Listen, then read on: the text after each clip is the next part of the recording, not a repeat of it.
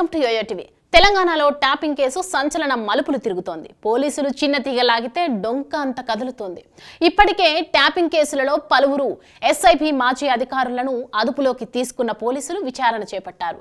ఈ విచారణలో చాలా మంది బీఆర్ఎస్ పెద్ద తలకాయలు ఉన్నట్లు తేలిందని పోలీసులు చెబుతున్నారు.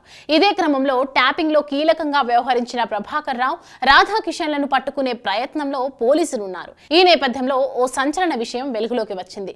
ఈ కేసులో ప్రభాకర్ రావు లేదా మరో సీనియర్ పోలీస్ ఆఫీసర్ అప్రూవర్ గా మారి సంచలనాత్మక విషయాలు బయట పెట్టబోతున్నట్లుగా చెబుతున్నారు. తన మెడకే కేసు చుట్టుకోవడంతో ప్రభాకర్ రావు తీవ్రంగా ఆందోళన చెందుతున్నారు. ఆయన పోలీసు శాఖలోని తన సన్నిహితులతో టచ్ లో ఉన్నారని చెబుతున్నారు. ఈ క్రమంలో తన రాజకీయ బాసులు చెబితేనే చేశానని అంగీకరించి జరిగిందంతా చెబితే అప్రూవర్ గా మార్చి బయటపడేస్తామన్నట్లుగా ఆఫర్ వెళ్ళినట్లుగా చెబుతున్నారు. ఆయన కన్విన్స్ కావడంతో ఇండియాకు తిరిగి వస్తున్నట్లుగా తెలుస్తోంది. ట్యాపింగ్ కేసు అత్యంత కఠినమైంది. ట్యాపింగ్ చేసినట్లుగా పక్కా ఆధారాలు ఉండటంతో టెలిగ్రాఫ్ యాక్ట్ కింద కేసు నమోదవుతుంది.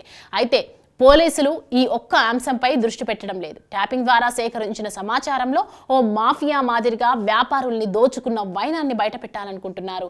అలాగే ఎన్నికల సమయంలో పోలీసు వాహనాల్లో డబ్బు తరలింపు అంశాన్ని బయటపెట్టాలనుకుంటున్నారు. ఈ వివరాలన్నీ పోలీసుల వద్ద ఉన్నాయి. అందుకే ప్రభాకర్ రావు అమెరికా నుంచి వచ్చి పోలీసుల ఎదుట లొంగిపోవాలని నిర్ణయించినట్లుగా తెలుస్తోంది. ప్రభాకర్ రావు లేదా మరో కీలక నిందితుడు అప్రూవర్ గా మారితే ఇక రాజకీయ నేతలకు నోటీసులు వెళ్లడం కామన్ గా మారుతోంది. ఇద్దరు మాజీ మంత్రులు ఈ వ్యవహారంలో కీలకంగా ఉన్నారని చెబుతున్నారు. ఎర్రబెల్లి దయాకర్ రావుతో పాటు కేటీఆర్ పేరు తరచూ ప్రస్తావనకు వస్తోంది. ప్రభాకర్ రావును అరెస్ట్ చేసిన తర్వాత ఈ ఇద్దరికి నోటీసులు జారీ చేసే అవకాశం ఉందని సమాచారం. చూడాలి మరి ఈ కేసులో ఇంకెంతమంది బడా లీడర్ల పేరు బయటకు వస్తాయో.